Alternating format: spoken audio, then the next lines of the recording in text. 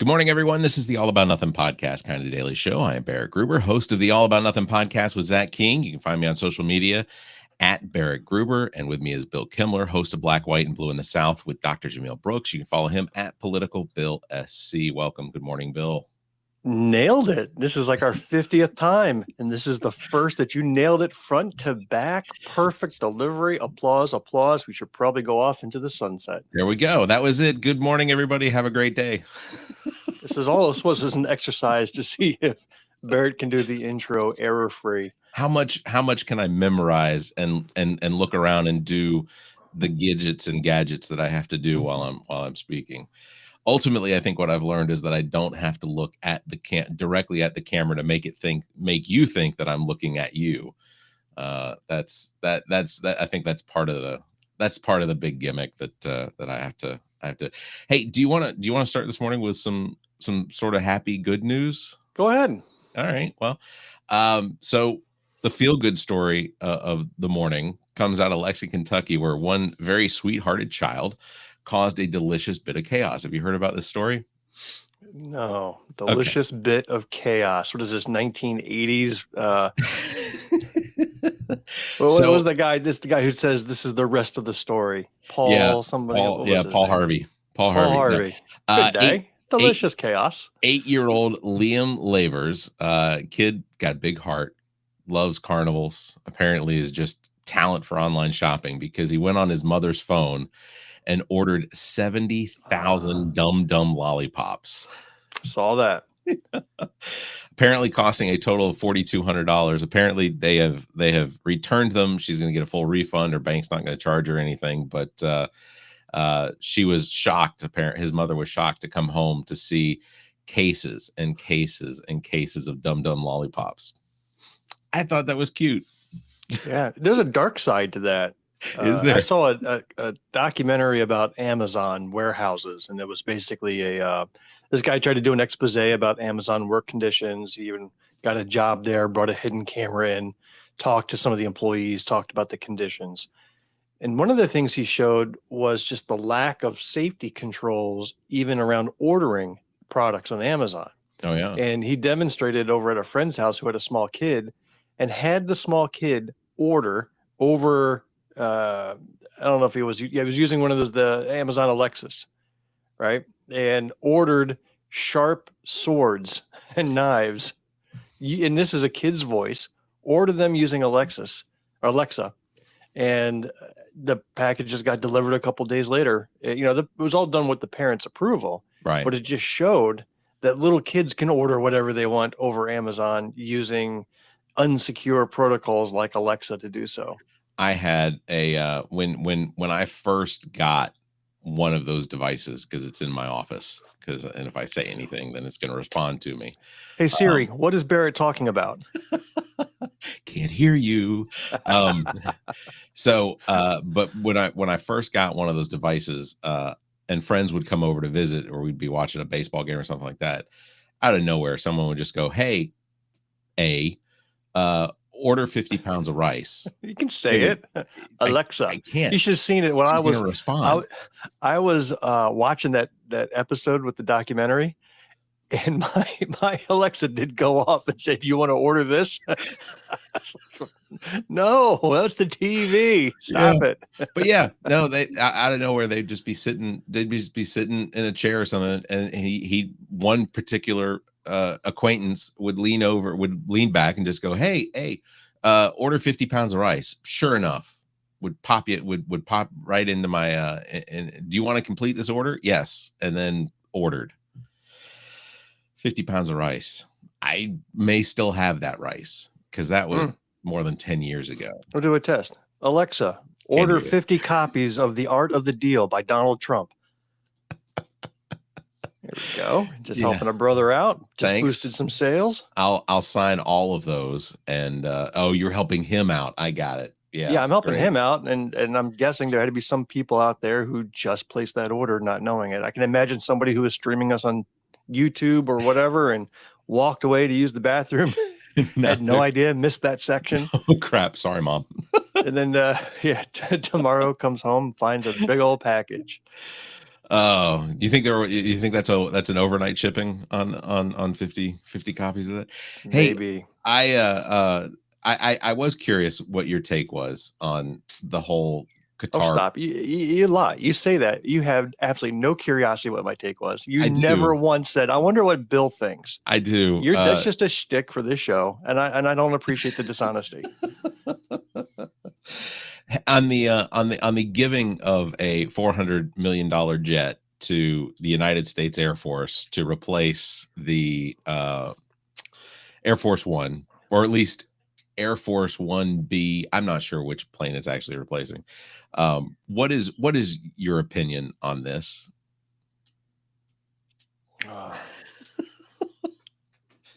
First of all, I think it's been talked about to death. I agree. But at the same time, you can't understate the seriousness of it. I mean, it's just, you have a U.S. Constitution. You're either going to follow the damn thing or you're not. Yeah. And this is a president that's not interested in the least bit, doesn't feel like it applies to him. And you have a Congress that's like, yeah, what are you going to do? It's Trump. Trump's going to Trump. And so he can run around the world accepting airplanes, doing meme coins, selling tickets to or doing fundraisers at the White House for his meme coins, as buy a meme coin and have dinner with me at the White House. It has gone beyond such ludicrousness that once law and order does get back into office, I truly hope that there are investigations and prosecutions of everyone who went along and broke the law. I mean, this is just cut and dry. This isn't political persecution. This is now law and order. And what did you expect putting a convicted felon into the office and then putting somebody without a spine in charge of the U.S. Congress, right? Yeah.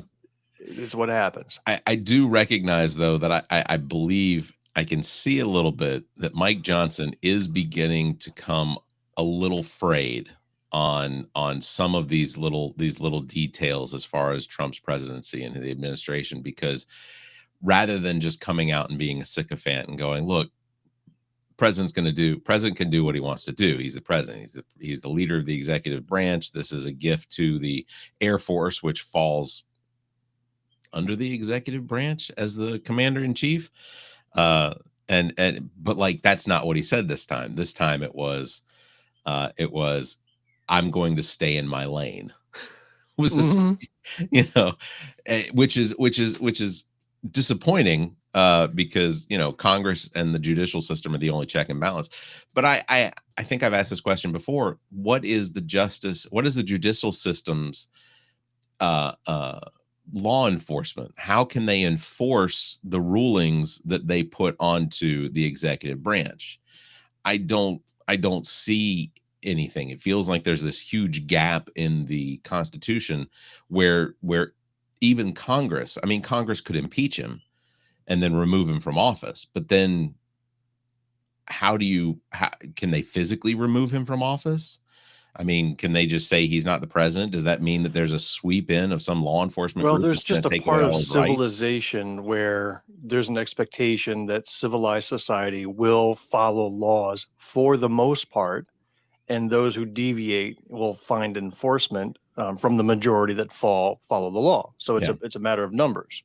But if you have a majority that's not going to follow the law, then you've lost that enforcement. Just even think about driving. I'm driving down the highway. I'm doing 70 miles an hour, maybe a little more, and there's cars heading in the opposite direction doing the same. The only thing that's separating us is a little yellow line, right? And it's a mental barrier. If one person decides to cross that line, well, that person can get arrested. They call the police, get pulled over, there's repercussions. But what if a majority of people decide, that yellow line, nice and optional, screw it. And we just all start driving all over the place, right? And then there's no enforcement. The enforcement's impossible at that point once the majority ignore the rule of law. And that's what we're seeing in the government. And then the voters, I'm afraid, are okay with it as well.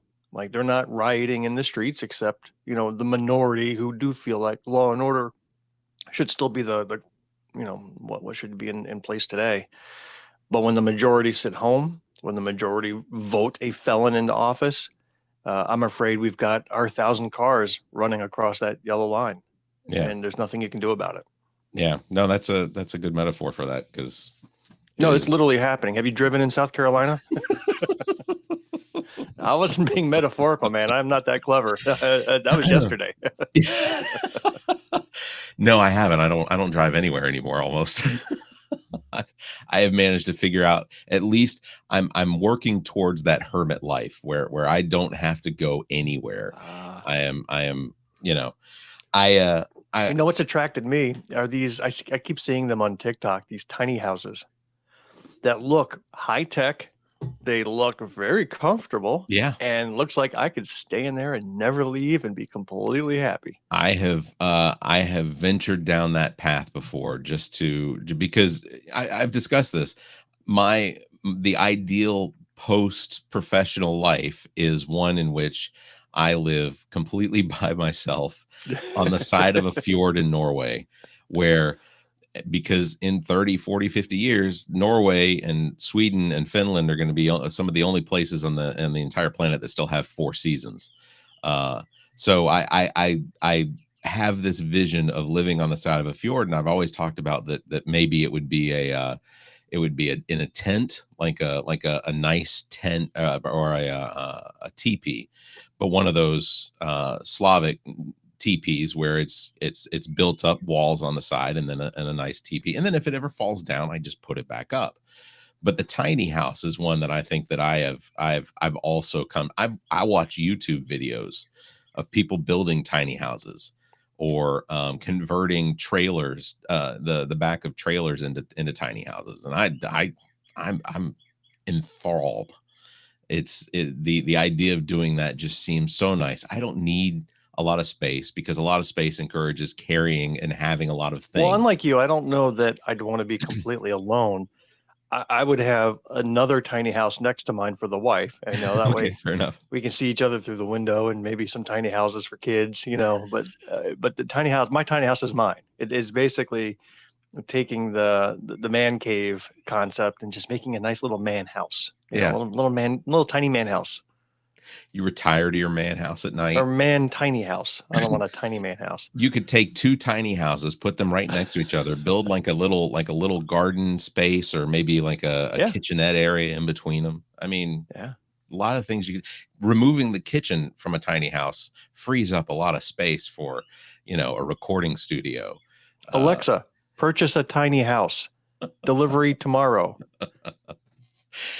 I don't know why I got onto a kick yesterday of some of the Instagrams that I was watching, but drugs, usually, but apparently was I decided that I wanted to see what the current challenge trends on TikTok and Instagram were. They still do challenges on TikTok, huh? They do. So I wanted life is so boring. We need a random dude on the internet to tell us to do something. Okay. These titles will kind of give it away, but I wanted to see if you could think of what the actual challenge is based on the title of the challenge. All right. It's game time. Let's do it. For the first one, it's called the Chromebook Challenge.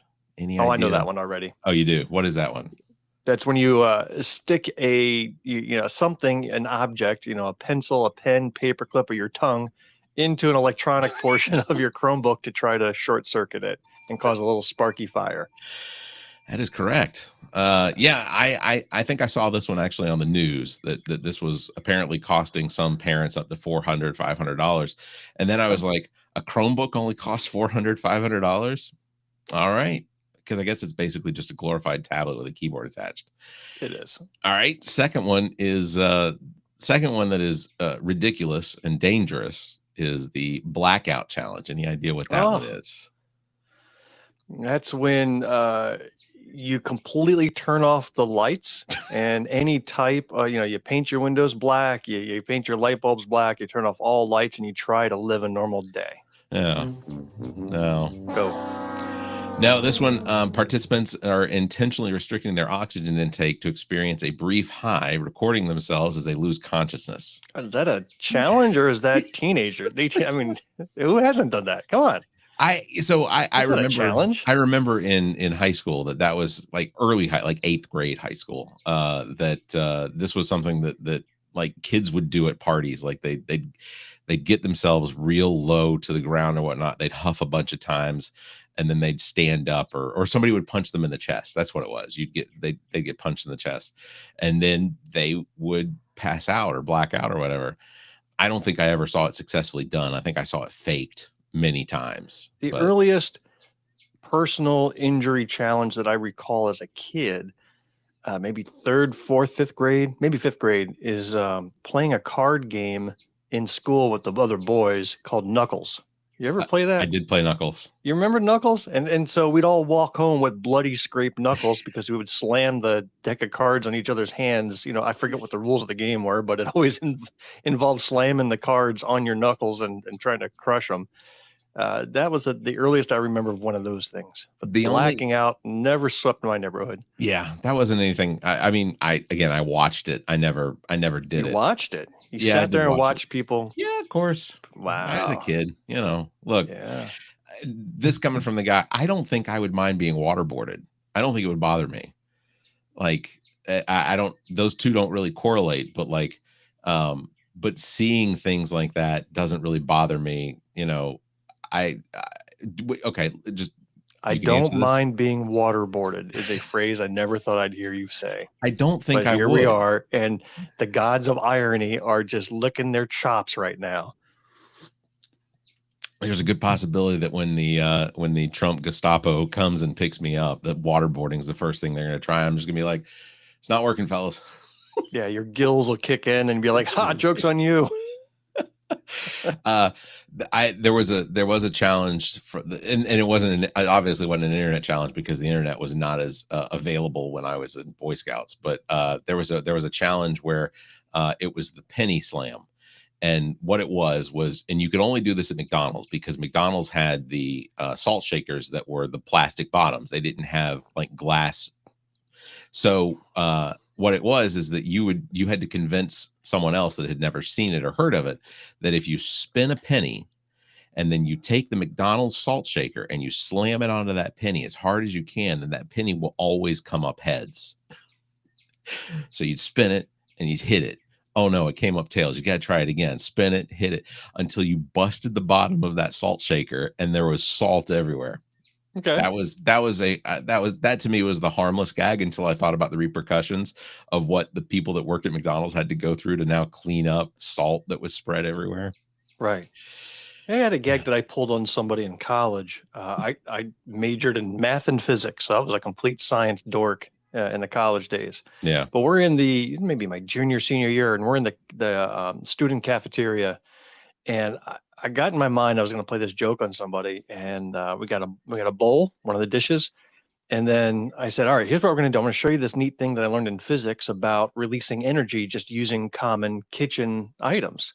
So I had them grab a soda, some salt, and a whole bunch of other miscellaneous muck, some mayonnaise, some ketchup, right, some, oregano, just the things that you could find in the student cafeteria.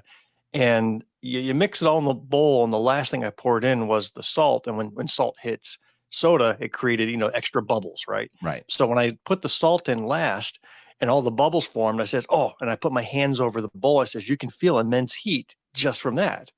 And so, a person's like, oh, that's pretty cool. They put their hand over the bowl, and then I smashed their hand into the bowl, right? There's no heat. It's just, salt and soda bubbling. And so now their hand is this big kitchen goo of slime. And they're like, what the F? And I'm just laughing my head off. And this was all before there was phone cameras and so on. But that's a trend that definitely would have taken off to the unsuspecting victim. Yeah. Who knows? Maybe after this that it'll happen again. It'll take off. Yeah. That'll be the next challenge. Let's see. The third one is called chroming. Any idea what that could potentially be? Sounds sexual in nature. Not based on the description, but I see where someone could go. Alexa, what is chroming?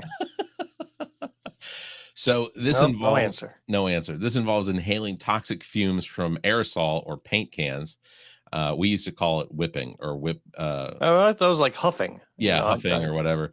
Okay. Despite the severe health risks, apparently including respiratory failure and organ damage, this trend has amassed over 500 million views on TikTok.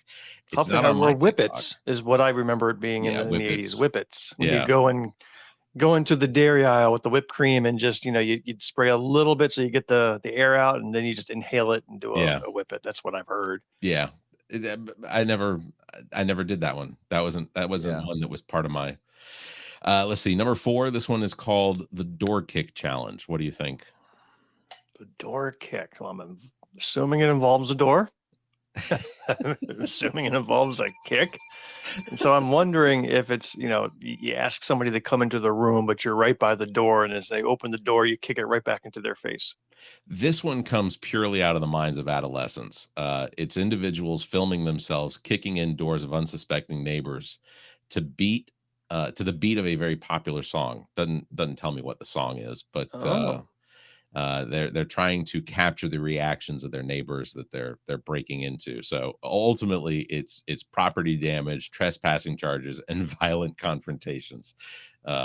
So another good dumb one. yeah. Let's Speaking see. of using a song, I've seen, I don't know if it's a challenge, but I've seen TikTok montages of people using James Brown's, scream in Oh his yeah, song "I Feel Good." yeah. So you take somebody who's just like cooking or stirring a bowl or something, and then at volume 100, you do the James Brown scream, and you see them flop around in fear, and then the next beat is "I Feel Good," da-na-na-na-na-na-na, and it's pretty funny. Somebody in the chat, it's Lil Funky Chick said whip it good. Yes. So I apologize. I may have missed that one a minute ago. Let me see. Number 5, and this one I had never heard of, but it's called the Italian brain rot. Oh wow, Yeah. that's watching all Rocky films in sequence in one day. I don't know how close. I don't know how close that is. Lil Funky Chick apparently was watching us from Hawaii. Okay. So very, very cool. Hey, If I'm got my time zones correct, it is almost two midnight. o'clock in the morning, Oh, is it? Is it 3 days 2? ago in Hawaii. That gets another. Bill is so good with math. It's Yeah. so Italian brain rot is a series of surrealist internet memes featuring AI generated creatures with pseudo Italian names and nonsensical characters, narratives. Characters like Ballerina Cappuccina, Barbundino Crocodilio have gone viral. So I've never seen this one. 6 is the water bottle challenge. I almost said waterboarding challenge, and Yeah. I'm the only one that's There's a gonna water try that bottle one. challenge where you flip the bottle and try to get it to, land on the table straight up. So no, that's what I Ah, thought it was when I initially saw the title, but it's apparently couples engage in a playful activity where one person lifts the other and spins them around while water sprays from the perforated bottle. While seemingly harmless, the challenge has led to a lot of accidents due to physical strain and slippery floors. damn. That ain't happening in my household, I'll tell you that right now. It does seem a little gross. You know Um, what I like? I like and this is something that you should have done on What the Pod Was That, especially if you ever got around to videoing yourselves. I don't think you yeah, ever did a video feed of that episode of that show. That we was never we purely never got audio. around to it, but yeah, Yeah, but what I've seen people do is they would stuff their face full of water or milk or something and hold it in, puff their cheeks out, and then watch a funny video and to see if you can hold back from laughing and splurting it all out. And that the would be funnier the good. video, the less likely it is you can hold it in. And when they burst open, and it's That would be good. hilarious. We did do there were a couple times that we did film for so that we could have some content like on TikTok or whatever. One of them was Carrie's use of toilet paper in a bathroom because, You filmed that. Okay. yeah, we Got did it. film that. Uh, we filmed her describing it. Ah, And then another one we did was we did it was some sort of it was a vodka drink or something like that, but it was like the vodka worm challenge or something like that, and it basically was like it was an ounce of vodka with like a squirt of Duke's mayonnaise, which was the worm. Oh, I saw that one. Yeah. That was disgusting. That was yeah, but Zach, hopefully Zach is going to Carrie is ready to come back to do What the Pod Is That once we get Zach back from paternity leave. I have to keep reminding myself that Zach's paternity leave is technically, while they had the babies in March. Aren't his kids 18 by now? I mean, how long is this paternity leave? Holy cow, he's got to suffer all until they're out of college. That's taking advantage of the system, to be quite honest. It's draining me dry. Well, that's an unfortunate visual that I didn't need this morning, but thank you. You're welcome. So the last challenge, this one is called the One Chip Challenge. What do you think that one could possibly be? The One Chip Challenge. And let me just say, there's a health risk to this one. Got to do something with a potato chip or some sort of Dorito. Yep, I can't imagine what challenge there is that would involve a health risk. No, you have to tell me. So these are usually participants will consume an extremely spicy tortilla chip made with the Carolina Reaper peppers or other spiced peppers that are just, people have talked about after the challenge is complete, the bowel issues that they have. Okay, but that has nothing to do with the chip itself. So that's kind of a because anything can be on the chip. I could throw a bug on the chip. I could throw a turd on the chip. You can put anything on the chip. That's not the chip challenge. That's the chip. You have to spicy pepper challenge. Yeah, but you have to eat the chip and keep it down, which means that it's going to pass through the rest of your bowels and intestine and everything like that in order to. No, it's what's on the chip that's the challenge. The chip itself is irrelevant. It could be the cracker challenge. It could be the butter knife challenge. But if you're talking about what I put on the thing, then it's that challenge, not the knife itself. You have to take down an entire butter knife. I'm upset. Who do I complain to? I want to file a complaint to the TikTok challenge lords. I can give you one more as the last one if you want. Go ahead. It's called the Benadryl challenge. The Benadryl challenge. Benadryl challenge. Benadryl makes you sleepy, dozy, so it would be perform open heart surgery after having just taken Benadryl. That would be funny. Okay, I admit that would be funny. There are some words in here that kind of push you that direction.